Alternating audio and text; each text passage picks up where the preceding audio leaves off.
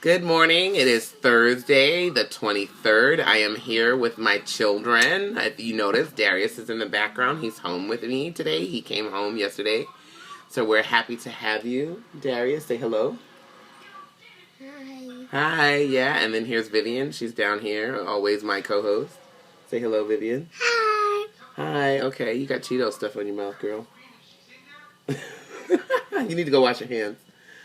All right, you guys. Go ahead. Mommy's going to film a video. Okay, pumpkins? All right, go watch Sonic. Say bye-bye. Bye. So let me get into this video. I'm going to be doing a review of Animal Farm because I finished it yesterday. Animal Farm by George Orwell.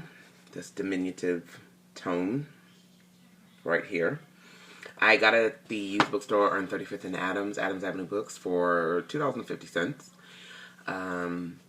I'm probably going to have to get another one because, you know, it's a little tiny paperback and it's old and it's kind of wearing away on the spine right there.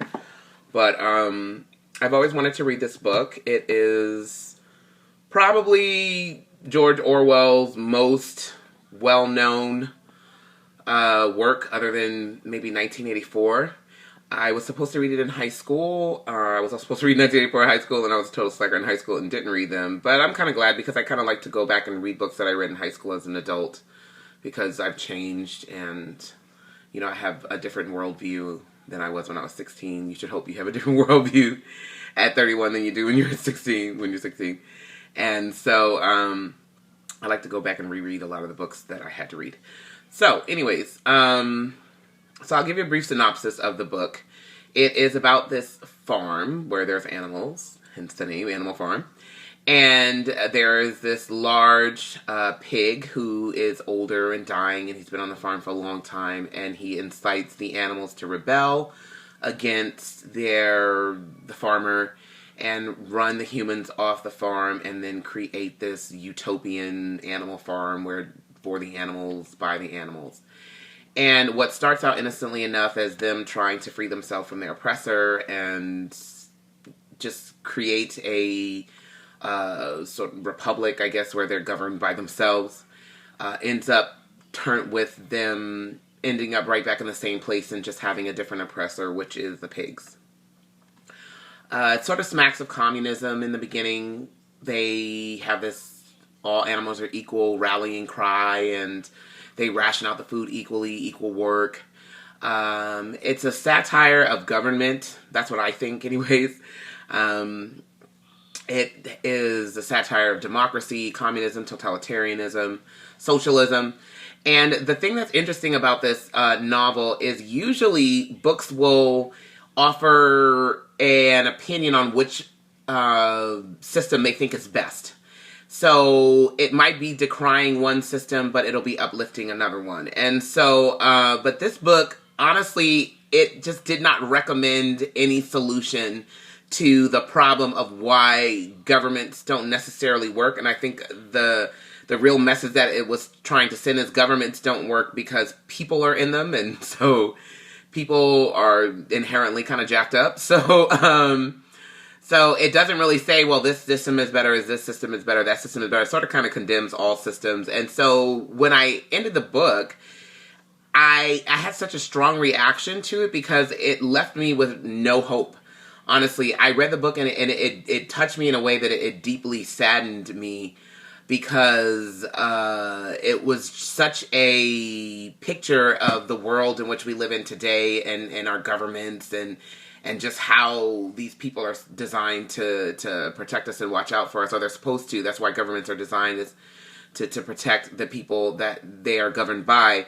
And because of our kind of fallen nature, we have this quest for power and this quest to sort of exalt ourselves above others, and just how that power is such a drug that we begin to not really care about the needs of the people that we're governing, and we begin to sort of advance our own agendas.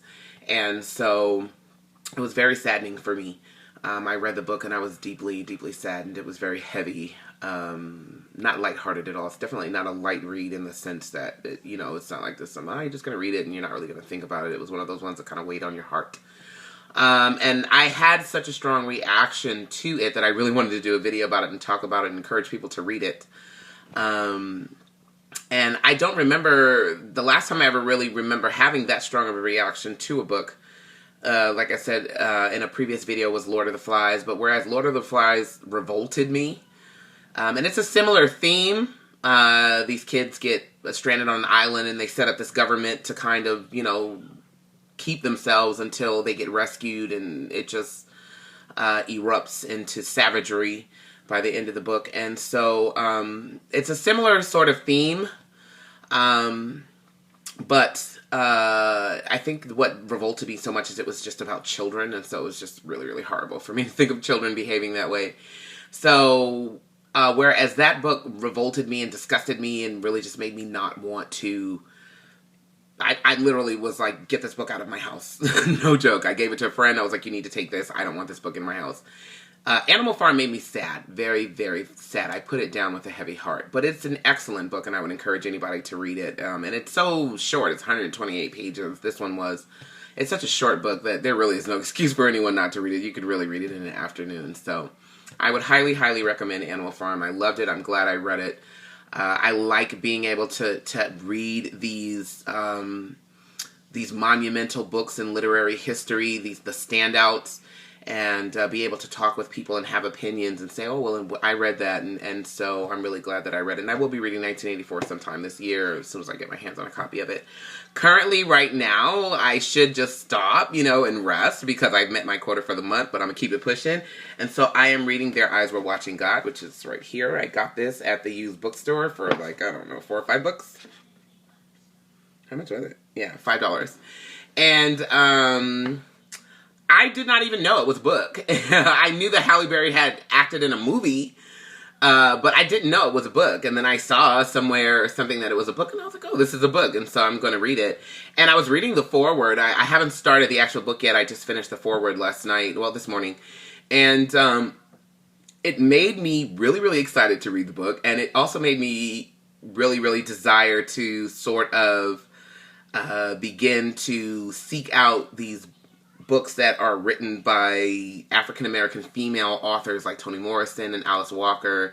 And I've read The Color Purple. I've read this other book. I think it was called Granger, or I know the character was Granger, but by Alice Walker. And they were both very good books.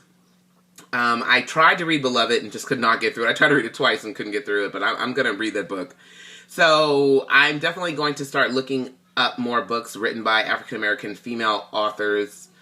But not some of the, like, I remember I saw this in Walmart, and it was like the Curvy Club. I don't know. Not junk like that. Sorry. I hate to call it junk, but that's just not what the kind of stuff I read. So, but, the things like in Langston Hughes era kind of stuff I want to start looking up and amassing, because I'd really like to have a very large selection of African-American literature to instill a pride in my children of, African-American authors and have them, be able to read about the Black experience.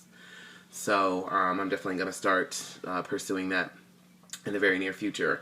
So that is my video, and I hope you guys pick up that book and read it, because it is a very good book, and it's a very thought-provoking book, and I love to think. So I'm glad that I read it, and I'm also glad that I got my video out today. So I will talk to you guys soon. Have a great, great day. One more day, y'all. It's Friday. Bye.